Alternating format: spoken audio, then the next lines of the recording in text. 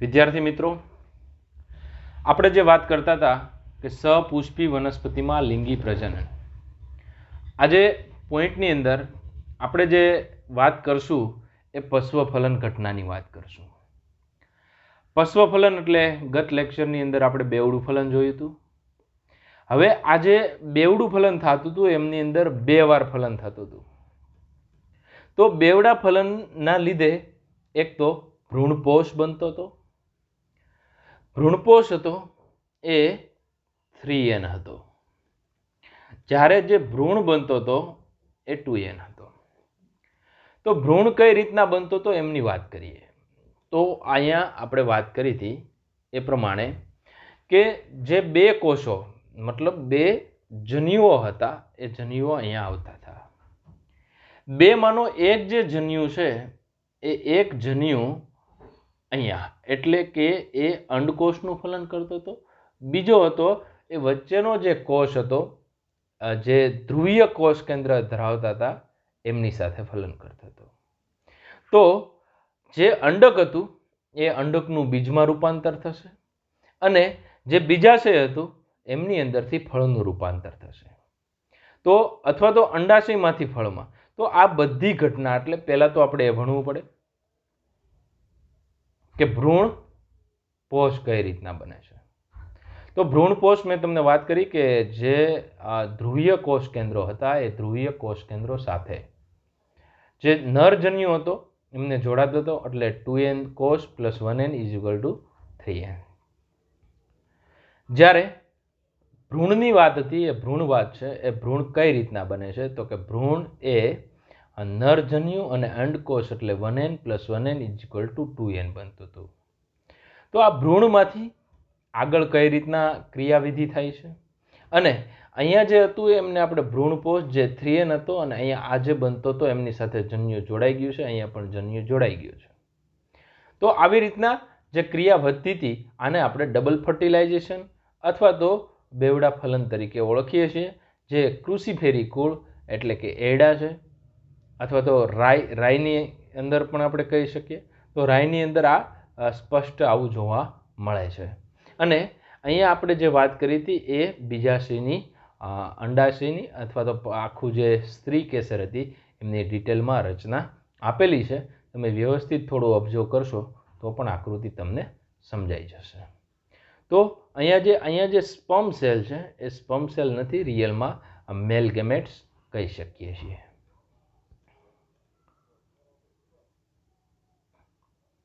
ત્યારબાદ આગળની વાત કરીએ કે ભ્રૂણપોષ શું છે.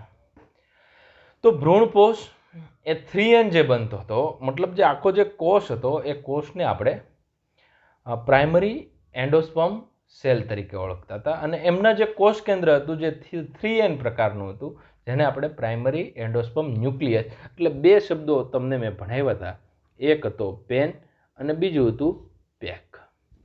તો આ જે કોઈ પણ વનસ્પતિ હોય કોઈ પણ વનસ્પતિની અંદર ભ્રૂણપોષ છે એમનું પ્રથમ નિર્માણ થાય છે અને ત્યારબાદ ભ્રૂણનું નિર્માણ થાય છે. એટલે જે 3n છે એમાંથી ભ્રૂણપોષનું નિર્માણ પહેલાં થાય છે અને જે ભ્રૂણ છે એમનું નિર્માણ પછી થાય છે.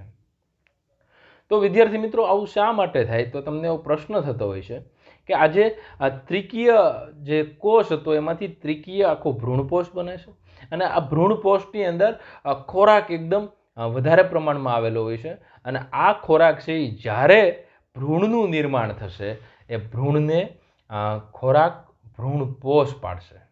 એટલે ભ્રૂણપોષ પહેલાં બને છે એટલે ભ્રૂણપોષમાંથી ભ્રૂણને વ્યવસ્થિત ખોરાક મળી શકે અથવા તો પોષણ મળી શકે. તો આ સામાન્ય બાબત થઈ. ભ્રૂણપોષ એ કઈ રીતના તો કે PECમાંથી બને છે જે 3n પ્રકારનો છે, ખોરાકથી સમૃદ્ધ હોય છે અને વિકસતા ભ્રૂણને પોષણ પૂરું પાડે છે. આ બાબત થઈ. બીજું વિદ્યાર્થી મિત્રો કે આ જે ભ્રૂણપોષ છે તો એ ભ્રૂણપોષ સામાન્ય રીતે પહેલાં બને છે એવું તમને કદાચ 2 માર્કમાં પૂછી શકે કે શા માટે ભ્રૂણપોષનું નિર્માણ ભ્રૂણ કરતાં પહેલાં થાય છે, કારણ આપો. તો આ પેરેગ્રાફ તમારે લખવો પડે જે ભ્રૂણપોષનું મહત્વ પણ સમજાવે છે. હવેની આપણે વાત કરશું કે જે ભ્રૂણપોષ બને છે એમના પ્રકારો. તો ભ્રૂણપોષના પ્રકારો તમે જોઈ શકો અહીંયા વ્યવસ્થિત કયા 3 ટાઈપનો છે. તો આ ન્યુક્લિયર એટલે કે કોષ કેન્દ્રીય, ન્યુક્લિયસ એટલે કોષ કેન્દ્ર, સેલ્યુલર એટલે કોષીય અને હેલોબિયલ એટલે કોષ કેન્દ્રીય પ્લસ કોષીય બેનો સરવાળો. હવે પેલા કેસની અંદર આપણે ન્યુક્લિયર છે, કોષ કેન્દ્રીય છે એમની વાત કરું છું. આ જે ભાગ છે આ કોષીય છે, અહીંયા આપેલો છે, અને હેલોબિયલ છે એ અહીંયા આપેલો છે. વિદ્યાર્થી મિત્રો, અહીંયા જે કોષ કેન્દ્ર છે એમનું ફક્ત વિભાજન થાય છે. 1 માંથી 2, 2 ના 4, 4 ના 8, 8 માંથી 16, 16 ના 32. અને એ જે કઈ રચના કરે એ જે આખી ક્રિયા છે અહીંયા તમે જોઈ શકો છો કે અહીંથી ફક્ત અને ફક્ત ભ્રૂણપોષ છે એમનું કોષ કેન્દ્ર છે એ જ વિભાજન પામે છે. તો આવા જ ભ્રૂણપોષનો જે પ્રકાર છે એને આપણે કોષ કેન્દ્રીય કહી શકીએ. આખો ભ્રૂણપોષ છે એ કોષમાં, એટલે હવે હું વાત કરું છું બીજા પ્રકારની, એટલે આજે કોષીયની વાત કરું છું. તો કોષીય પ્રકારમાં તમે જોઈ શકો છો કે એક કોષમાંથી 2 કોષ થયા, એટલે આ 2. અહીંયા ઘણા બધા કોષની અંદર ઉપર અને અહીંયા ઘણા બધા કોષ જોવા મળે છે. તો આ કોષ આખો વિભાજિત થાય એટલે એને કોષીય પ્રકારનો કહેવાય. હવે અહીંયા જુઓ તમે 2 ભેગા છે, કઈ રીતના 2. જે ત્રીજો પ્રકાર છે એ હેલોબિયલ સમજાવું છું. તો હેલોબિયલની અંદર આ એમનું કોષ કેન્દ્ર છે, પણ આખા એકમાંથી 2 કોષ થયા, એક કોષ અને બીજો કોષ. પણ આ જે ઉપરનો કોષ છે એમની અંદર જો ઘણા બધા કોષ કેન્દ્ર વિભાજિત થયા, અહીંયા બીજાની અંદર પણ કોષ કેન્દ્ર, એટલે શરૂઆતમાં એકવાર કોષીય થાય અને ત્યારબાદ ફરીથી પાછા ઘણા બધા કોષ કેન્દ્રનું વિભાજન થાય. તો કોષીય પ્લસ કોષ કેન્દ્રીય બંને હોય તો એવા ભ્રૂણપોષના પ્રકારને આપણે હેલોબિયલ પ્રકારના જે ભ્રૂણપોષનો પ્રકાર છે એ કહી શકીએ. એટલે વિદ્યાર્થી મિત્રો, ટોટલ 3 પ્રકાર કોષ કેન્દ્રીય, કોષીય અને હેલોબિયલ છે એ સમજી શકો છો, જે નીટ માટે અગત્યનું છે. હવે કોની અંદર કયો જોવા મળે છે એ આપણે આગળ વાત કરીએ. હવે પેલું છે કોષ કેન્દ્રીય ભ્રૂણપોષ. તો એમની અંદર સૌથી સામાન્ય પ્રકારનો મોટાભાગની વનસ્પતિમાં જે જોવા મળે છે એ કોષ કેન્દ્રીય ભ્રૂણપોષ જોવા મળે છે. તો કોષ કેન્દ્રીય જે ભ્રૂણપોષ છે એ સૌથી સામાન્ય પ્રકારમાંનો એક છે. બીજું, જે પ્રાઇમરી એન્ડોસ્પર્મ ન્યુક્લિયસ હતું, મતલબ જે 3N બન્યું હતું, એ 3N વારંવાર એમનું કોષ કેન્દ્ર છે એ વિભાજન પામે, મોટી સંખ્યામાં કોષ કેન્દ્ર બને, જે મેં તમને ઉપરની આકૃતિમાં દર્શાવી. તો આને મુક્ત કોષ કેન્દ્રીય, કેમ કે કોષ કેન્દ્ર એક જ કોષ છે, ઘણા બધા કોષ કેન્દ્ર છે, એટલા માટે એમને મુક્ત કોષ કેન્દ્રીય ભ્રૂણપોષ કહીએ છીએ. ત્યારબાદ એમની અંદર કોષ દિવાલ બને અને ભ્રૂણપોષ છે એ કોષીય બને, એટલે અહીંયા જે આ ઘણા બધા કોષ કેન્દ્ર થશે માની લો, પછી એની ફરતી બાજુએ કોષ દિવાલ બનશે અને કોષીય બનશે. તો આ રીતના એક જ કોષ હોય એમની અંદર અસંખ્ય આવા કોષ કેન્દ્ર જોવા મળશે, જેથી આપણે એમને કોષ કેન્દ્રીય ભ્રૂણપોષ કહીએ છીએ. તો હવે તમે બધાએ ત્રોફાનું પાણી જોયું હશે, નાળિયેરમાંનું પાણી જોયું હશે. તો નાળિયેરનું પાણી છે એ બીજું કંઈ જ નથી, પરંતુ એ ફક્ત અને ફક્ત મુક્ત કેન્દ્રીય ભ્રૂણપોષ છે. જો તમને આવો ક્યાંય પ્રશ્ન પૂછવામાં આવે કે નાળિયેરનું પાણી શું છે, તો તમારો જવાબ હોવો જોઈએ આ કોષ કેન્દ્રીય ભ્રૂણપોષ છે, ન્યુક્લિયર એન્ડોસ્પર્મ છે, જે અંદાજિત હજારો અથવા લાખો કોષ કેન્દ્રનું બનેલું હોય છે. પરંતુ જે તમને ગર દેખાય, માવો દેખાય, કર્નલ દેખાય, ટોપરું દેખાય છે, જે અંદરનો જે ટોપરાવાળો ભાગ છે એ કોષીય ભ્રૂણપોષ છે. તો તમને શોર્ટ ક્વેશ્ચનમાં પૂછે કયો કોષ કેન્દ્રીય છે અને કયો કોષીય છે, તો કોષીય છે એ ખાસ જે નાળિયેર છે, શ્રીફળ છે, એમનું જે ટોપરું ફરતી બાજુ હોય છે, કર્નલ કહીએ, તો કર્નલની અંદર કોષીય ભ્રૂણપોષ હોય છે, જ્યારે વચ્ચેનું જે પાણી છે એ કોષ કેન્દ્રીય ભ્રૂણપોષ હોય છે, જે તમારે વ્યવસ્થિત યાદ રાખવાનું. બીજી વસ્તુ કે જે વનસ્પતિ હોય, દાખલા તરીકે વટાણા, મગફળી અને વાલની વાત કરું છું, એટલે 3 વનસ્પતિ જે સિંબી કુળની વનસ્પતિ છે, તો એમના આધારે ભ્રૂણપોષ એ રિયલમાં સૌ પ્રથમ પહેલા નિર્માણ પામે છે, એમના પછી ભ્રૂણ નિર્માણ પામે છે. તો આ જે ભ્રૂણ નિર્માણ પામે છે ત્યારે ભ્રૂણપોષ વપરાઈ જાય છે. એમના આધારે આપણે બે પ્રકારના બીજ વિભાજિત કરીએ, એક તો ભ્રૂણપોષી બીજ અને બીજા અભ્રૂણપોષી બીજ. તો જે ભ્રૂણપોષી બીજ છે એમની અંદર શું, અને અભ્રૂણપોષી એટલે ભ્રૂણપોષીનો મતલબ ભ્રૂણપોષ છે, અને અભ્રૂણપોષી એટલે ભ્રૂણપોષ નથી. તો કેમ નથી? તો કે વાલ, વટાણા અને મગફળી જેવી જે વનસ્પતિ છે એમની અંદર પહેલા ભ્રૂણપોષ બને બેવડા ફલન દ્વારા, અને જ્યારે ભ્રૂણનું નિર્માણ થાય ત્યારે જે કાંઈ ભ્રૂણપોષ હોય એ 100% વપરાઈ જાય. તો આવા બીજને આપણે અભ્રૂણપોષી બીજ કહીએ છીએ. જ્યારે દિવેલા, એરડા, નાળિયેર જેમની અંદર જે ભ્રૂણપોષ છે એ પડ્યો રહેશે, સંપૂર્ણપણે વપરાતો નથી. પરિપક્વ બીજમાં ચીરલગ્ન રહે, ચીરલગ્ન એટલે જોડાયેલો રહે છે. અને જ્યારે નાળિયેરી કે દિવેલા હોય છે એમનું જે આપણે કહી શકીએ બીજાંકુરણની ક્રિયા થાય, જે કોટો ફૂટવાની અથવા ફણગો ફૂટવાની જે ક્રિયા થાય છે એ ક્રિયામાં ભ્રૂણપોષ કામ આવે છે. મતલબ એમના બીજની અંદર ભ્રૂણપોષ છે, તો આવા બીજને આપણે ભ્રૂણપોષી બીજ કહીએ. તો બીજ તમારી પાસે બે પ્રકારના થયા, એક ભ્રૂણપોષી બીજ અને બીજું અભ્રૂણપોષી બીજ. તો પહેલાં આપણે 3 પ્રકાર જોયા.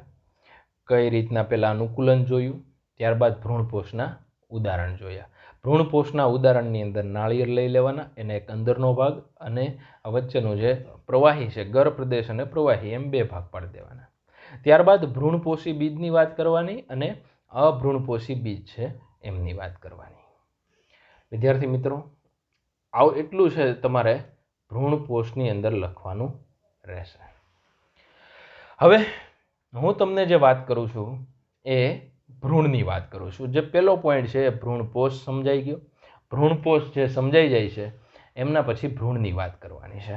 તો માની લો કે આ જે ભ્રૂણ છે, આમની વાત કરું છું કે અહીંયા જે પેન બન્યો હતો અને આખો જે સેલ હતો એ સેલને આપણે પેક કહેતા હતા, એટલે ઉપરની વાત કરી દીધી. આમાંથી જે કંઈ નિર્માણ પામશે એ ભ્રૂણપોષ નિર્માણ પામશે. પરંતુ અહીંયા તમને ખબર છે કે સામે 3 પ્રતિધ્રુવીય કોષો હતા. ઉપરની બાજુ અહીંયા જે અંડકોષ હતો એટલે એ 1n હતો, પ્લસ નરજન્યુ આવ્યો એટલે 1n, એટલે ટોટલ 2n થશે. તો 2n થયું એને આપણે ફલિતાંડ કહીએ. અને ફલિતાંડમાંથી આ જે કાંઈ ભ્રૂણ બનવાની ક્રિયા છે ટોટલ, એ પરિપક્વ બનવાની ક્રિયા છે, એ જે આખી ક્રિયા છે એમને ભ્રૂણનું નિર્માણ કહીએ છીએ, જે ટોટલી 2n માંથી થાય છે. આ ખાસ ભૂલવું નહીં. હવે આગળ સમજાવું છું એ જ વસ્તુ કે આ જે ભ્રૂણ હતું એ માની લો કે આ યુગ્મનસ છે, જેમાં નરજન્યુ અને અંડકોષ બે ભેગા થયા, એટલે જે 2n ની પરિસ્થિતિનું નિર્માણ થયું. આ તો એ 3n હતું જેની આપણે ઉપર વાત કરી દીધી, એટલે અત્યારે વાત આપણે કરતા નથી. હવે પહેલાં મેં કીધું કે પહેલાં ભ્રૂણપોષનું નિર્માણ થાય, પછી હવે આ જે બની ગયું એમાંનું વિભાજન થયું. જુઓ તમને દેખાય છે. તો એકમાંથી 2 કોષ થયા. એમાંથી ઉપરનો કોષ છે મોટો અને ગોળાકાર બને છે, નીચેનો કોષ છે વિભાજન પામી અને આવું, અને આ જે નીચેનો ભાગ છે એ આખો ગોળાકાર બનાવે, તો એવા ભાગને આપણે ગોળાકાર ભ્રૂણ તરીકે ઓળખીએ. એટલે યુગ્મનસ, યુગ્મનસનું વિભાજન થાય, ગોળાકાર બને. ગોળાકારમાંથી અહીંયા જો હાર્ટ શેપ બને છે,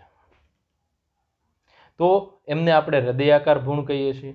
આ જે 20 થી 25 કોષોવાળી જે વચ્ચેનો ભાગ છે, જોડાણ છે, એને આપણે નીલમ કહીએ છીએ. અને એમાંથી જે પુખ્ત જે એમ્બ્રિયો છે એમનું નિર્માણ થાય છે, આમાંથી આમનું નિર્માણ થાય છે, તો એમની અંદર 2 બીજપત્ર જોવા મળે છે. તો 2 બીજપત્ર ધરાવતા હોય તો એ દ્વિદળી હોય છે. તો આપણે જે કંઈ કેપ્સલા વનસ્પતિ છે એમની અંદર ભ્રૂણ નિર્માણ, રાય છે, ક્રુસિફેરુ કુળ છે, એમની આપણે વાત કરીએ છીએ, તો એ તો દ્વિદળીની અંદર સમાવેશ પામે છે, એટલે જેમની અંદર બીજપત્રની સંખ્યા 2 હોય. હવે આ જે ભાગ છે એમને હું તમને મોટો કરીને સમજાવું છું કે અહીંયા જે બીજપત્રની સંખ્યા તો કે 2, તો કે દ્વિદળી. અહીંયા જે ભ્રૂણાગ્ર છે એ ભ્રૂણાગ્રમાંથી શું બને? તો કે તમને ખ્યાલ છે કે જે કાંઈ ભ્રૂણાગ્ર છે એમાંથી પ્રકાંડનું નિર્માણ થશે. હવે તમે મગફળીનું બીજ ખોલીને જોશો એટલે નાનું એવું તમને એક બિયા જેવું દેખાશે. એ બિયા જેવું છે એમનું ભ્રૂણ છે. એમની અંદર બીજો ભાગ, પાછળનો ભાગ છે ભ્રૂણ મૂળ છે, અને આ જે ભ્રૂણ મૂળનો ભાગ છે એમાંથી ભવિષ્યમાં જે કાંઈ મૂળ તંત્ર છે એમનો વિકાસ થશે. તો વિદ્યાર્થી મિત્રો, આજે પરિસ્થિતિ મેં તમને દેખાડી એ ભ્રૂણના નિર્માણની ક્રિયા છે. તો ભ્રૂણના નિર્માણની અંદર એક પછી એક આપણે સ્ટેપ જોવા જઈએ તો પહેલાં યુગ્મનજ આવશે. એટલે સૌપ્રથમ યુગ્મનજનું નિર્માણ થયું. ત્યારબાદ જે નિર્માણ થશે એને પૂર્વ ભ્રૂણ કહેશું. ત્યારબાદ ગોળાકાર ભ્રૂણ કહેશું, હૃદયાકાર બનશે, એમાંથી પુખ્ત ભ્રૂણનું નિર્માણ થશે, જે બીજની અંદર તમને સ્પષ્ટપણે જોવા મળશે. વિદ્યાર્થી મિત્રો, આ જે ભ્રૂણનું નિર્માણ થાય છે કયા છેડા ઉપર થાય છે? તો કે જે છેડા ઉપર અંડકોષ હતો, અને અંડકોષ જે છેડા ઉપર હતો એ આપણે આખું અંડ પ્રસાધન કહેતા હતા, અને એ અંડક છિદ્ર હતું. એમની સામેનો ભાગ હતો એ નાભી વિસ્તાર હતો. તો અંડક છિદ્ર નજીક ખાસ કરીને દ્વિકીય યુગ્મજ નાથવી, અને જે ભ્રૂણ બને છે તો આ ભ્રૂણના નિર્માણ સમય દરમિયાન જે કાંઈ ખોરાકની જરૂરિયાત પડે, જે કાંઈ આવશ્યકતાની જરૂર પડે છે એ ભ્રૂણ પોષમાંથી લે છે. બીજું કે આ એક પ્રકારનું અનુકૂલન છે કોઈ પણ વનસ્પતિની અંદર કે જે ભ્રૂણ પોષ એ પહેલાં નિર્માણ પામશે, અને ત્યારબાદ જે નિર્માણ પામશે એને આપણે ભ્રૂણ નિર્માણ કહીએ છીએ, એમ્બ્રિયો ફોર્મેશન તરીકે ઓળખીએ છીએ. વિદ્યાર્થી મિત્રો, એકદળી અને દ્વિદળી બંને વનસ્પતિ એટલે કે આવૃત બીજધારી વનસ્પતિ છે, એન્જિયોસ્પર્મ છે. તો એમની અંદર જે ભ્રૂણ વિકાસની પ્રારંભિક અવસ્થા છે એ બંને સમાન હશે. શા માટે સમાન હશે? બંનેની અંદર બેવડું ફલન થશે. બેવડું ફલન છે એ સમાન રીતે થશે, પરંતુ એકની અંદર ભ્રૂણપોષ ભ્રૂણના નિર્માણ બાદ પણ પડ્યો રહેશે, એને આપણે એકદળી કહેશું. અને સંપૂર્ણપણે જે ભ્રૂણપોષ વપરાઈ જાય છે જેને આપણે દ્વિદળી તરીકે ઓળખીએ છીએ. તો બંનેની અંદર ક્યાંક ને ક્યાંક અપવાદ હોય. તો અપવાદ કોણ છે? કે દ્વિદળી હોવા છતાં ભ્રૂણપોષ ધરાવે છે, અને એકદળી હોવા છતાં ભ્રૂણપોષ વપરાઈ જાય છે. આવા બે અપવાદ હોય છે જે તમારે યાદ રાખવાના છે, જે મેં તમને ઓલરેડી 11માં સમજાવ્યું હતું, અને આ તમારે જે આન્સર છે એ કોમેન્ટમાં લખવાનો રહેશે. તો આપણે જે અભ્યાસ કરીએ છીએ એ દ્વિદળીની વાત કરીએ. દ્વિદળી ભ્રૂણમાં જે ભ્રૂણજનનની અવસ્થા છે એમાં પૂર્વ ભ્રૂણ વિકસે, યુગ્મનજ એટલે કે પૂર્વ ભ્રૂણ બને, પૂર્વ ભ્રૂણમાંથી ગોળાકાર, ગોળાકારમાંથી હૃદયાકાર બનશે, અને હૃદયાકારમાંથી પુખ્તમાં થાય છે. પરંતુ મેં તમને જે નીલમની હમણાં વાત કરી, એ નીલમ છે એ અંદાજિત 20 થી 25 કોષોની બનેલી છે, અને અનુપ્રસ્થ વિભાજન પામે. જે ઉપરનો જે શરૂઆતનો કોષ હતો એ વિભાજન નથી પામતો, એના પછીનો જે નીચેનો કોષ હતો એ વિભાજન પામે છે. તો એ વસ્તુની મેં તમને વાત કરી હતી. આ મોટો કોષ હતો, આ નીચેનો કોષ હતો. આ નીચેનો કોષ વારંવાર વિભાજન પામી અને જે રચના કરતું હતું જેને આપણે નીલમ કહેતા હતા. તો શરૂઆતમાં જે ઊંધા ટી સ્વરૂપની રચના પણ અસ્તિત્વમાં આવતી હતી, કેમ કે જે હૃદયાકાર નિર્માણ થાય છે એમના પહેલાં જે પરિસ્થિતિ થાય છે એને ઊંધા ટી આકારની પરિસ્થિતિ પણ કહી શકીએ. વિદ્યાર્થી મિત્રો, અહીંયા મેં તમને દર્શાવ્યું કે આ જે પરિસ્થિતિ છે એ ઊંધા ટી શેપ જેવી પણ થઈ શકે. તો અહીંયા આ જે ભાગ છે, આ વચ્ચેનો ભાગ છે જેને આપણે નીલમ તરીકે ઓળખતા હતા. આ ઉપરનો કોષ છે વિભાજન પામવાનું બંધ કરી દે છે. આ કોષ એમની કોષનો જે બે કોષ હતા, એટલે આ કોષ છે એ વારંવાર વિભાજન પામે અને આની રચના કરે, એટલે નીલમની રચના કરે. ઉપરનો કોષ છે એ પણ વિભાજન પામે છે, વારંવાર વિભાજન પામી અને ગોળાકાર રચના કરે છે. ત્યારબાદ એ હૃદયાકાર એટલે હાર્ટ શેપ, દિલ જેવા આકારનું બનાવે છે, અને ત્યારબાદ એ પુખ્ત ભ્રૂણ બને છે જે દરેક વનસ્પતિના બીજમાં હોય છે. ત્યારબાદ આગળ વાત કરીએ તો કે લાક્ષણિક દ્વિદળીના ભ્રૂણ, એટલે આપણે બેની વાત કરશું. એક તો એકદળીની વાત કરશું અને ત્યારબાદ દ્વિદળીની વાત કરશું. તો લાક્ષણિક દ્વિદળીનું જે ભ્રૂણ છે એમની અંદર 2 બીજપત્ર હોય છે. તો અહીંયા તમને બંને બીજપત્ર દેખાય છે, બીજપત્ર 1 અને બીજપત્ર 2. તો ટોટલ બીજપત્રોની સંખ્યા છે એ 2 છે. ત્યારબાદ બીજપત્રો છે એ ટોટલી આપણે જોવા જઈએ તો જે બીજપત્રો છે એ બીજપત્રો ભ્રૂણધરીનો ઉપરાક્ષ, જે ભ્રૂણાગ્ર અને આદિસ્કંદ, એટલે આદિસ્કંદમાંથી તમને ખબર છે જે ભ્રૂણાગ્ર કહીએ છીએ, જેમની અંદરથી ટોટલ જે પ્રકાંડ છે એમનું નિર્માણ થાય છે. અથવા તો શરૂઆતમાં પ્રકાંડનો અગ્રભાગ છે અને એમાંથી પ્રકાંડનું નિર્માણ થાય છે. અને જે નીચેનો ભાગ છે આ ભ્રૂણમૂળ, એટલે ટોટલ તમારે ક્રમ યાદ રાખવાનો રહેશે. તો કે ક્રમ કયો? તો કે હાવ નીચે જોઈએ તો મૂળ ટોપ, પછી ભ્રૂણમૂળ, પછી અધ્રાક્ષ, પછી આ જે ઉપરનો ભાગ છે ઉપરાક્ષ અને ભ્રૂણાગ્ર છે. ભ્રૂણાગ્ર છે એમની અંદરથી તમને ખબર છે પ્રકાંડનું નિર્માણ થાય, અને ભ્રૂણમૂળ છે અથવા તો એને આદિ મૂળ કહીએ તો એમાંથી મૂળ તંત્રનું નિર્માણ થાય. તો ટોટલ 2 વસ્તુ બહુ ક્લિયર છે, એક તો ભ્રૂણાગ્ર છે અને ભ્રૂણમૂળ છે. ભ્રૂણમૂળની ઉપરનો ભાગ છે એ જે નળાકાર આપણે ભાગ કહેતા હતા એ એમનો અધ્રાક્ષ છે, અને એમની ઉપરનો જે ભાગ છે એને આપણે ઉપરાક્ષ તરીકે, જે પણ એક એવા પ્રકારનો વિસ્તાર છે કે જે બીજપત્રોની ઉપરની ધરી સાથે, એટલે આ ભાગ કીધો મેં. ધોરણ 11 મુજબ ચેપ્ટર નંબર 15 ની અંદર શરૂઆતની અંદર બીજાંકુરણની જે ક્રિયા આપેલી છે, વનસ્પતિમાં વૃદ્ધિ અને વિકાસ, એને એકવાર તમારે રિફર કરવું, જેથી ઉપરાક્ષ પણ કોને કહેવાય, અધ્રાક્ષ પણ કોને કહેવાય, એમનો તમને સરળતાથી ખ્યાલ આવશે. આ જે રચના હતી એ દ્વિદળી અથવા તો ડાયકોટ પ્લાન્ટ હતો, અને આ જે આખી જે અક્ષ બનાવે છે અહીંથી આ, એને આપણે ભ્રૂણધરી તરીકે પણ ઓળખીએ છીએ. તો ભ્રૂણધરીની અંદર આવી રીતના ગોઠવણી હોય છે. ત્યારબાદ આપણે વાત કરીશું એકદળીનો ભ્રૂણ. તો એકદળી ભ્રૂણ છે એમની અંદર એક જ, અહીંયા તમે જોઈ શકો છો, ફક્ત ને ફક્ત એક જ આ વરુથિકા છે એમનું બીજપત્ર છે. તો આ જે બીજપત્ર છે એની અંદર ફક્ત અને ફક્ત એક જ હોય છે, જેને આપણે એકદળી કહીએ છીએ. તો બીજપત્રની સંખ્યા કેટલી થઈ? તો કે 1. જેને આપણે ઘાસના કુળની અંદર આવું બીજપત્ર એક જ હોય છે, જેને આપણે વરુથિકા કહીએ, કેમ કે ઘાસ, ઘઉં છે, ત્યારબાદ મકાઈ છે, તો આ બધા જ છે એમનો સમાવેશ છે એકદળીમાં થતો હોય છે. અને એ પાર્શ્વ બાજુએ ગોઠવાયેલું, એટલે જે આખો જે ભાગ છે એમની સાઈડમાં ગોઠવાયેલું છે, સાઈડમાં ગોઠવાયેલું છે એટલે એને આપણે પાર્શ્વ બાજુ કીધું છે. તો ભ્રૂણધરી અને તેના નીચેના છેડે તમે જોઈ શકો છો કે ટોટલી એમની અંદર જે ભ્રૂણધરી છે તેમના નીચે ભ્રૂણમૂળ છે. એટલે અહીંયા જે આખો વિસ્તાર છે આ વરુથિકા છે એ સાઈડમાંથી નીકળેલ છે. જો અહીંથી આ સાઈડમાંથી નીકળ્યું, તો સાઈડમાંથી નીકળ્યું છે એટલા માટે આપણે એને પાર્શ્વ બાજુ કીધું.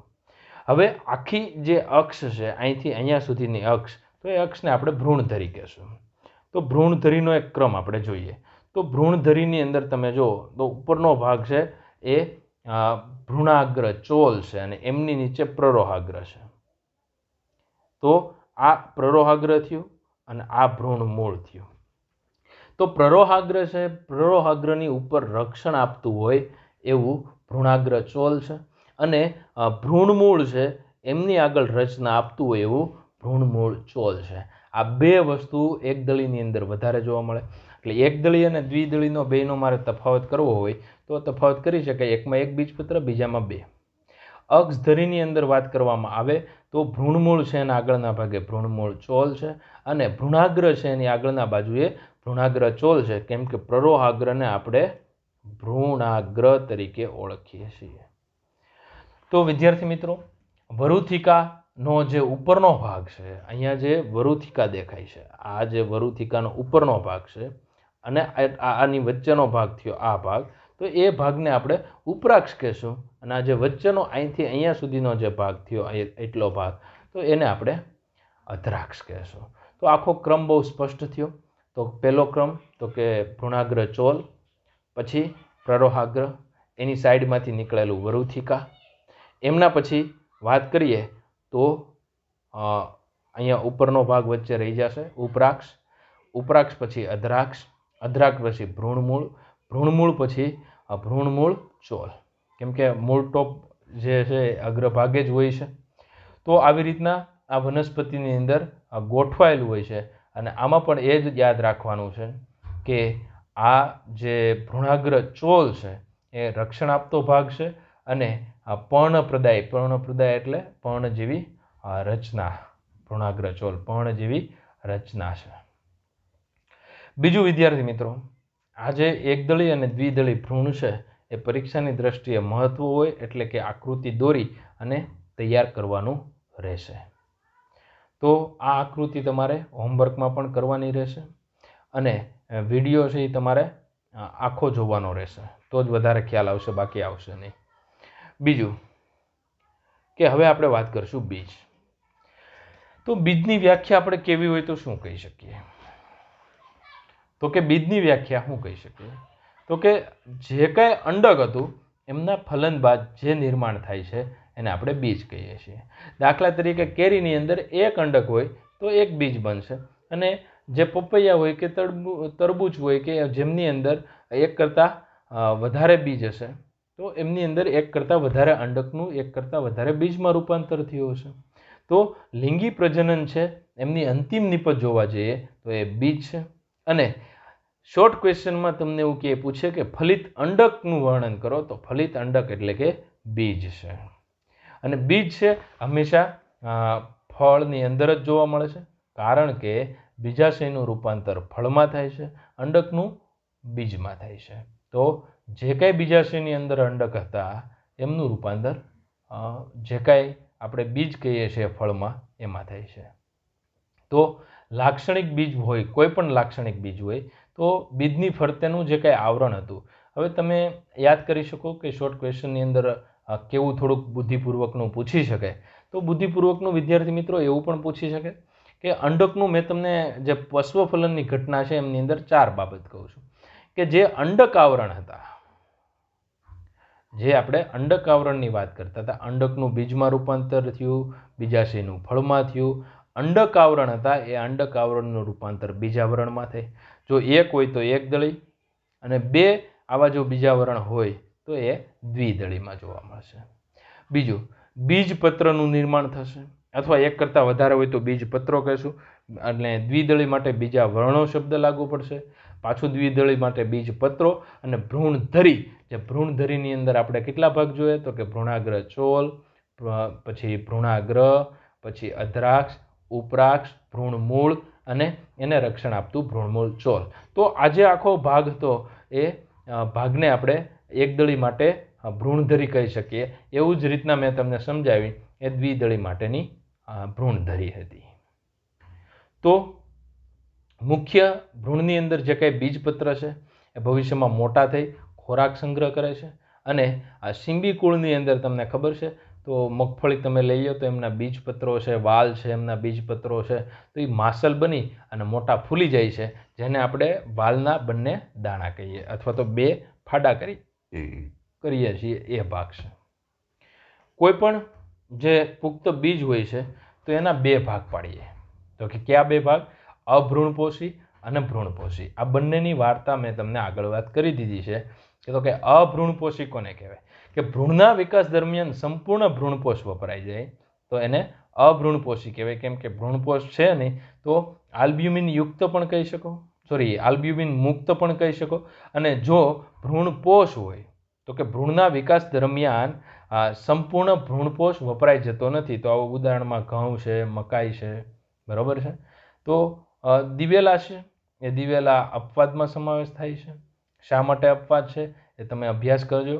કેમ કે વટાણા અને મગફળી છે એ અભ્રૂણપોષી, અને ઘઉં, મકાઈ, એકદળી વનસ્પતિ મોટા ભાગે ભ્રૂણપોષી હોય, પણ દિવેલા અપવાદ છે. અપવાદ કઈ રીતના હશે તો કે છે દ્વિદળી અને ભ્રૂણપોષ ધરાવે છે. તો આવી આપણે કહી શકીએ કે જેમની અંદર આવું અપવાદ કહી શકાય. તો બીજના 2 પ્રકાર થયા, આલ્બ્યુમિન મુક્ત છે અને આપણે અભ્રૂણપોષી કહીએ, અને યુક્ત છે એમને ભ્રૂણપોષી કહીએ. તો કોઈ પણ પુખ્ત બીજ હોય છે એમની અંદર આવા પાઠ પાડી શકાય. વિદ્યાર્થી મિત્રો, હવે જે આગળ આપણે પોઈન્ટની વાત કરશું એ આગળ પોઈન્ટની અંદર બીજ દેહ શેષ.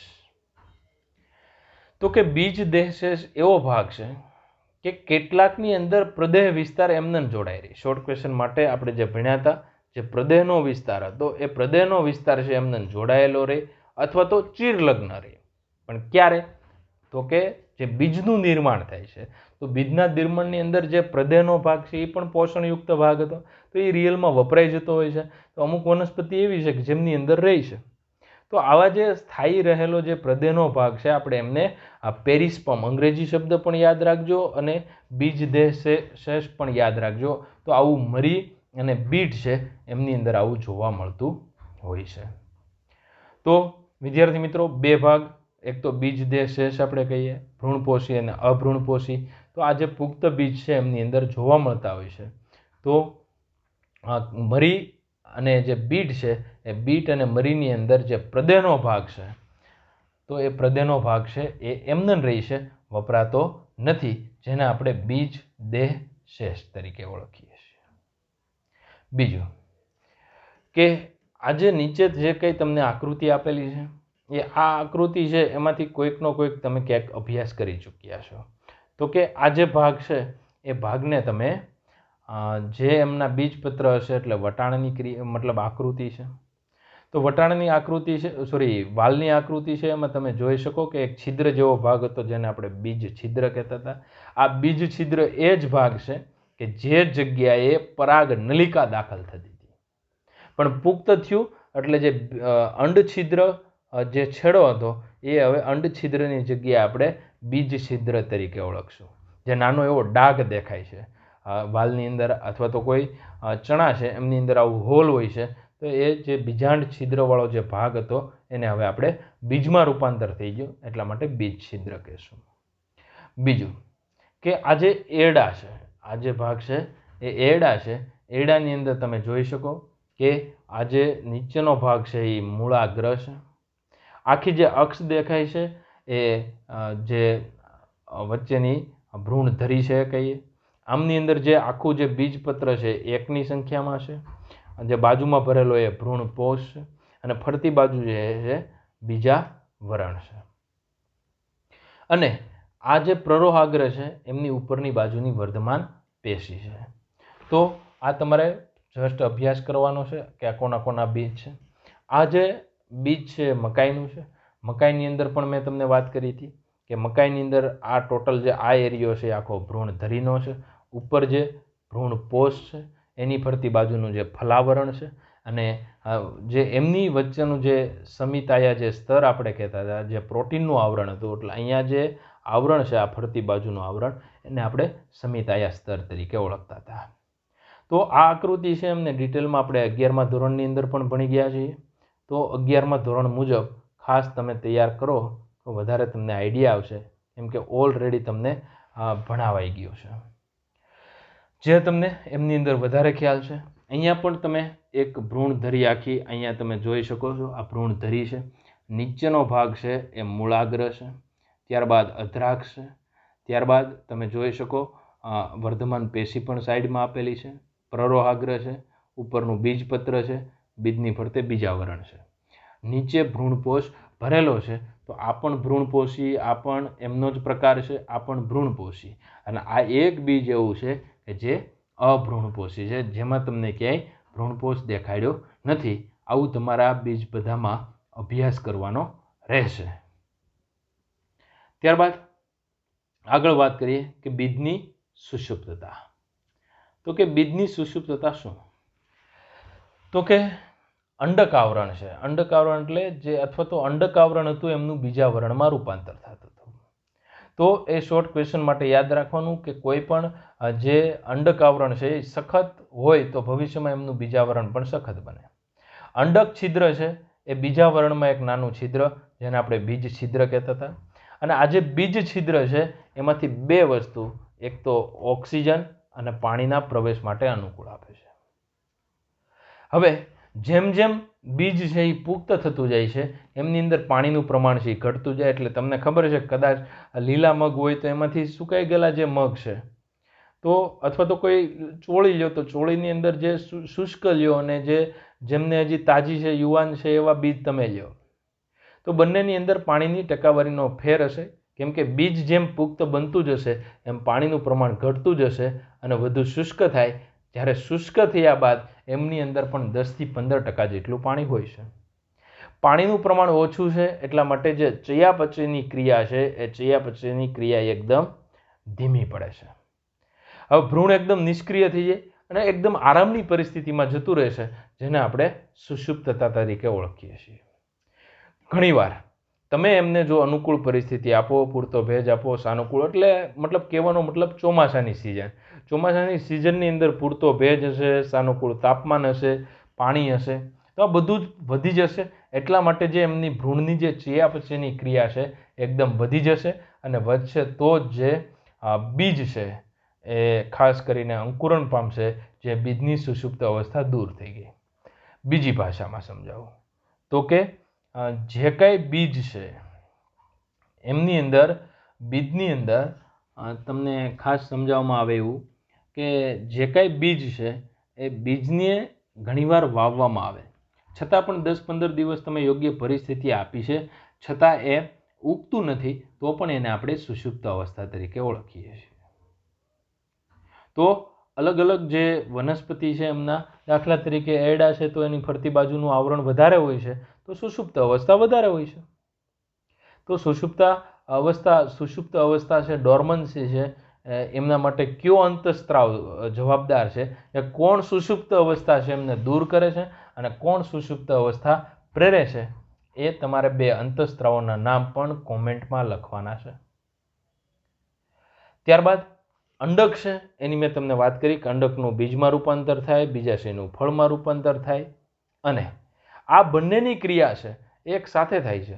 મતલબ જે અંડક આવરણ હતું એમાંથી બીજાવરણ બનતા હતા, અંડક છિદ્ર હતું એમાંથી બીજ છિદ્ર બનતું હતું, અંડકનું બીજ બનતું હતું, બીજાશયનું ફળ બનતું હતું. આ બધી જ ક્રિયા પશ્વફલનની ક્રિયા છે અને એક સાથે થતી હોય છે. પણ બીજાશયની જે દિવાલ હતી, હવે બીજાશયની દિવાલ પણ જે ફળની બાજુનું આવરણ બને છે, જેને આપણે ફલાવરણ તરીકે ઓળખીએ છીએ. તો ટોટલ 5 ચેન્જ તમારે યાદ રાખવાના છે. પહેલો ચેન્જ અંડક આવરણમાંથી રૂપાંતર બીજાવરણ પશ્વફલનની ઘટના બાદ. બીજું, અંડક છિદ્રનું બીજ છિદ્રમાં. ત્રીજું, અંડકનું બીજમાં. ચોથું, બીજાશયનું ફળમાં. અને જે કાંઈ બીજાશયની દિવાલ છે એમનું ફલાવરણમાં રૂપાંતર થાય છે.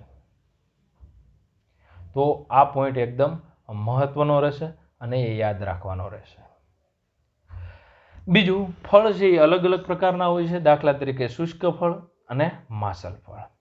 તો માસલ ફળ કોને કહેવાય? જેની અંદર ખાસ કરીને જે જામફળ છે, ગર પ્રદેશ છે એ વધારે હોય. નારંગી છે, કેરીની સિઝન એટલે તમને વધારે ખ્યાલ આવે. શુષ્ક એટલે એને કહીએ કે ખાસ કરીને એમના ફોતરા છે અને આખું બીજ વધારે શુષ્ક થઈ જતું હોય. મગફળી તમે સૂકી લઈ લો, રાઈ લઈ લો, તો 2 પ્રકારના ફળ થયા. હવે એમની અંદર જે શુષ્ક ફળ છે એમની અંદર પણ એ રીતના ફાટા પડતા હોય, બંને જે સિંગ છે એ બંને ફાટતી હોય. દાખલા તરીકે કપાસ છે તો એ 5 બાજુથી ફાટતું હોય.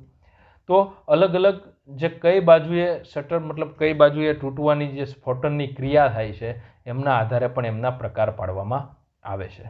તો એકવાર જે ફલાવરણ હતું એ ફલાવરણ તૂટી જશે તો અંદરથી બીજ બહાર આવશે. તો અલગ અલગ વનસ્પતિ છે એ બીજાવરણમાંથી જે બીજ છૂટા પડે તો બીજ કંઈક એવા પ્રકારની રચના ધરાવે કે એક જગ્યાએથી બીજી જગ્યાએ સરળતાથી ફેલાઈ શકે, જેને આપણે બીજ વિકિરણની ઘટના તરીકે ઓળખીએ છીએ.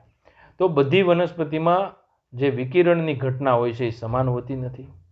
દાખલા તરીકે જૂની બુક પ્રમાણે આ બધું જ આકૃતિ સાથે આપેલું છે, એ તમારે ક્યાંક મળે તો જોઈ લેવાનું છે. અધરવાઇઝ હું નેક્સ્ટ લેક્ચર લઈશ એમની અંદર આ પાછું એકવાર રિપીટ કરીશ આકૃતિ મૂકીને, જેથી તમને વધારે ખ્યાલ આવી શકે. પહેલી વાત કરીએ કે કપાસ, જેથી તમને વધારે સમજમાં આવે. કપાસ છે એમની અંદર બહારની બાજુનું જે આવરણ હોય છે એ રેસામય હોય છે.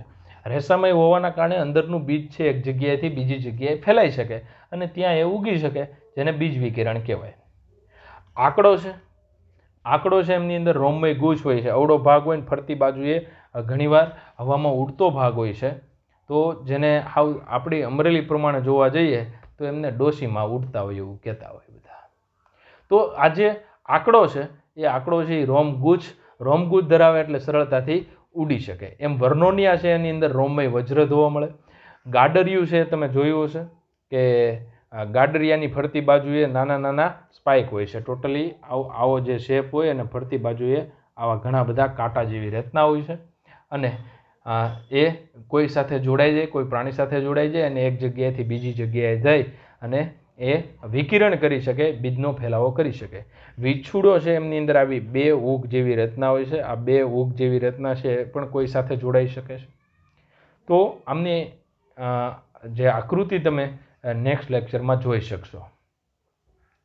બીજું જે બંદૂકડી છે એ બંદૂકડી છે એ વનસ્પતિનું નામ છે. જમનું આમ સ્ફોટન થાય છે. સ્ફોટન થાય એટલે બીજ છે એ છૂટા છૂટા વેરાઈ જાય છે એટલે એને ઇજેક્યુલેટર પણ કહી શકીએ. અહીંયા ઇજેક્યુલેટર શબ્દ આવશે. ઇજેક્યુલેટર અથવા તો યાંત્રિક વિકિરણ છે. આ જે ટોટલ પોઈન્ટ છે એ ઓલ્ડ બુકમાંથી લીધેલો છે.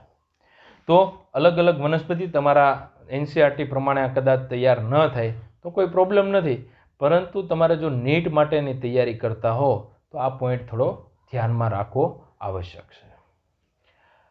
વિદ્યાર્થી મિત્રો, એમના પછી બીજ દ્વારા થતા લાભ જોઈએ. બહુ હેલો પોઈન્ટ છે. બીજ દ્વારા જે લાભ થાય છે, કેમ કે એ લિંગી પ્રજનનની નિપજ હોય છે અને લિંગી પ્રજનન છે એ ખાસ કરીને બીજ નિર્માણ પર, પાણી પર વધુ આધારિત હોય છે, કેમ કે પાણી જો વધારે મળે તો વધારે બીજ ઉત્પાદન થઈ શકે.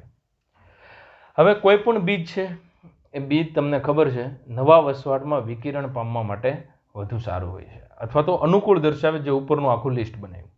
બીજ બનશે તો જ પ્રજનન થઈ શકશે, મતલબ આગળની જે જાતિનું સાતત્યતા છે એ જળવાઈ રહેશે. બીજનું જે સખત આવરણ છે એ ભ્રૂણને રક્ષણ આપશે. જે પણ નેક્સ્ટ 1 વર્ષ સુધી ભ્રૂણને રક્ષણ આપશે, તો આ વર્ષે આપણે ઘરે કદાચ ચણા રાખી દીધા હોય ને આવતા વર્ષે એને વાવવામાં આવે તો ઉગે છે, કેમ કે એની ફરતી બાજુનું જે બીજાવરણ છે એ એમને આ વચ્ચેનું જે ભ્રૂણ છે એમને રક્ષણ આપે છે. ભ્રૂણને કાંઈ થશે નહીં, આખું વર્ષ સુધી સારું રહેશે. બીજું, તે લિંગી પ્રજનનની નિપજ છે. લિંગી પ્રજનન થતું હોય તો તમને ખબર છે કે જે આગળની પેઢીની ખાસ જે નેક્સ્ટ જનરેશન છે, તો નેક્સ્ટ જનરેશન છે એમાં નર અને માદાના બેયના જન્યુનું મિલન થયું એટલે થોડું તો ડીએનએમાં ફેરફાર આવશે. નવો ફેરફાર આવશે અને આપણે જનનિક સંયોજન કહેશું. ભિન્નતા પેદા થશે અને ભિન્નતા થશે તો એમની ઉત્ક્રાંતિ પણ થશે. તો આવી રીતના આ કામ થઈ શકે. અને સામાન્ય બીજનો આપણે ખોરાક તરીકે ઉપયોગ પણ કરીએ છીએ. અને બીજ છે અલગ અલગ જે વિવિધતા ધરાવે છે, જેમના કારણે અલગ અલગ આપણે સ્વાદ પણ માણી શકીએ છીએ, જે જૈવ વિવિધતાના ભાગ સ્વરૂપે દર્શાવી શકાય. અને જે કાંઈ ખોરાક છે એમનો સંગ્રહ પણ બીજમાં થતો હોય અને જ્યારે પણ બીજ અંકુરણ થાય ત્યારે એમના ભ્રૂણને આ જે બીજપત્રોમાં સંચિત ખોરાક છે એમના કારણે પ્રકાશ સંશ્લેષણ સુધી, મતલબ જ્યારે શરૂઆતના 2 બીજપત્રો વ્યવસ્થિત મોટા થઈ અને પ્રકાશ સંશ્લેષણ કરતા પત્ર ન બને ત્યાં સુધી એમને પોષણ પૂરું પાડે છે, ખોરાક પૂરો પાડે છે. જે ખોરાક છે એ ટોટલી બીજપત્રમાં સંગ્રહાયેલો રહે છે. તો આ સામાન્ય રીતે જે બીજ દ્વારા લાભ થતા હોય છે એ છે. હવે આપણે વાત કરીશું ફળ સર્જન. તો ફળ સર્જન છે એ સત્ય ફળ, કૂટફળ અને અફલિત ફળ. કેમ કે બીજાશયનું ફળમાં રૂપાંતર થશે, બીજાશયની દિવાલ છે એમનું ફલાવરણ એટલે કે પેરીકાપમાં રૂપાંતર થશે. એમના આધારે જે કંઈ ફળ સર્જન છે એમના આપણે 2 પ્રકાર પાડ્યા. માની લો કે ફળ સર્જન છે એમના મેઇન 2 પ્રકાર, સત્યફળ અને કૂટફળ. હવે સત્યફળ એને કહેવાય જેનું બીજાશયનું રૂપાંતર ફળમાં થતું હોય, પણ એના સિવાયનો જે કાંઈ ભાગ છે એમનું રૂપાંતર બીજાશય સિવાયનો ભાગ છે અથવા તો પુષ્પનો બીજો ભાગ છે એને આપણે એમનું રૂપાંતર થતું હોય તો આપણે એમને કૂટફળ કહીએ. દાખલા તરીકે કે જે કેરી છે, કેરી ટોટલી જે આખું ફળ છે એ ફળ બીજાશયમાંથી નિર્માણ પામેલું છે, તો કેરી એ સત્યફળ થયું. પરંતુ જે સફરજન છે, સ્ટ્રોબેરી છે, કાજુ છે. તો સફરજનમાં રિયલમાં જે આપણે સત્ય ફળ છે એ તો વચ્ચે છે, પણ જે ખાવાવાળો જે આપણો ભાગ છે એ પુષ્પાસન છે. એટલે કે પુષ્પ સિવાયના અન્ય ભાગ જે આપણે ખાવા લાયક છે એ પુષ્પાસન છે. એવી જ રીતના જે આપણે અનાનસ ખાઈએ છીએ એ રિયલમાં સાચું ફળ નથી, પરંતુ એ પુષ્પ વિન્યાસ છે. તો આવી રીતના આપણે સત્યફળ કહી શકીએ નહીં. તો બીજાશયમાંથી વિકાસ પામે એને સત્યફળ કહેવાય, અને બીજાશય સિવાયના ભાગમાંથી નિર્માણ પામે તો એવા ભાગને આપણે કૂટફળ કહીએ. તો સત્યફળ છે એમની અંદર માસલ ફલાવરણ ધરાવતું હોય તો એવા ઉદાહરણમાં તણ, કેરી, જામફળ અને નારંગી, અને શુષ્ક ફલાવરણ ધરાવતા હોય તો એ મેં તમને બે ભાગ પાડી દીધા હતા, આગળ જોયું છે. તો શુષ્ક ફલાવરણમાં મગફળી છે, રાઈ છે, અડદ છે, મગ છે, એ બધાનો સમાવેશ થાય. જ્યારે કૂટફળ છે એમની અંદર સફરજન, સ્ટ્રોબેરી અને કાજુ વગેરેનો સમાવેશ થાય, જે પુષ્પની અક્ષ અથવા તો પુષ્પાસનમાંથી નિર્માણ પામતું હોય. હવે માની લો કે આ બંને નિપજથી ફલન થયા બાદ, અથવા તો જેને આપણે કહી શકીએ સત્યફળ, કૂટફળ, જે બીજાશયના આધારે કંઈક પ્રકાર પાડી શકીએ, પરંતુ ફલન વગર જ, ફલનની ક્રિયા વગર જ જે ફળ બને છે એવા ફળને આપણે અફલિત ફળ, અથવા તો શોર્ટ ક્વેશ્ચન માટે યાદ રાખજો પાર્થિનોકાર્પિક ફળ તરીકે, ફ્રૂટ તરીકે પણ ઓળખીએ છીએ. તો આવું જે કેળા છે, તો કેળાને આવા કોઈ અંતઃસ્ત્રાવ, દાખલા તરીકે ટમેટા છે, તો ટમેટાને ઓક્સિજનની હાજરીમાં રાખવામાં આવે તો એમની અંદરથી અફલિત ફળ બની શકે, જેમાં બીજ નિર્માણ ન હોય. કેળા હોય તો એમની અંદર બીજ ન હોય, કારણ કે એક પ્રકારનું અસંયોગી જનન અથવા અફલિત ફળ અથવા તો પાર્થિનોકાર્પિક ફળ તરીકે આપણે એમને ઓળખી શકીએ. તો વિદ્યાર્થી મિત્રો, આ જે પ્રકાર હતા એ ફળ સર્જનના આધારે પ્રકાર હતા, સત્યફળ, કૂટફળ અને પાર્થિનોકાર્પિક. અહીંયા તમને આકૃતિ આપેલી છે. તો કે આ જે ભાગ છે એ ભાગ બીજ છે, તો આ જે ભાગ છે બીજ થયો. તો એટલો જે ભાગ છે, એટલો ભાગ એ રિયલમાં સત્યફળ છે, પણ આપણે જે ખાઈએ છીએ એ ખાવાનો જે ભાગ છે એ એટલો ભાગ છે, તો એ તો રિયલમાં પુષ્પાસનનો ભાગ છે. હવે એમનો આ સફરજનનો આડો છેદ છે, તો સફરજનના બે રીતના છેદ છે, એક ઊભો છેદ છે, આ ઊભો છેદ છે, અને આ સફરજનનો આડો છેદ છે. તો એમની અંદર આ પુષ્પાસન છે, અને અંતઃવરણ, મધ્ય ફલાવરણ, બાહ્ય ફલાવરણ એવા 3 ભાગ હોય. તો એમની અંદર રિયલમાં જે ખાઈએ છીએ એટલો ભાગ છે, અને એ ભાગને આપણે પુષ્પાસન કહીએ છીએ. તો સ્ટ્રોબેરી છે એ પણ કૂટફળ છે, એ ચર્મોફળ પ્રકારનું ફળ છે. જે બહારની બાજુએ ટપકા દેખાય છે બધા રિયલમાં બીજ છે, અને વચ્ચેનું જે ખાઈએ છીએ એ પુષ્પાસન છે. તો રિયલમાં જે બીજાશયમાંથી બનવું જોઈએ એમાંથી નથી બનતું, તો આવા ફળને આપણે કૂટફળ તરીકે ઓળખીએ છીએ, ફોલ્સ ફ્રૂટ તરીકે ઓળખીએ છીએ. તો જે કાંઈ પોઈન્ટ છે મેન, એ આ પોઈન્ટ તમારે ભણવાના રહેશે. ત્યારબાદની વાત કરવામાં આવે તો બીજ એ કૃષિનો પાયો છે, અને એમની જે કાંઈ પોઈન્ટ છે એ આપણે નેક્સ્ટ લેક્ચરમાં વાત કરીશું. તો આ પોઈન્ટ છે એ એમની અંદર ખાસ આકૃતિ સંબંધિત ઓછું છે, અને આવા પોઈન્ટ છે એટલે બીજ સંબંધિત જે કાંઈ વાત છે એ નેક્સ્ટ લેક્ચરમાં આપણે વાત કરીશું. Thank you very much.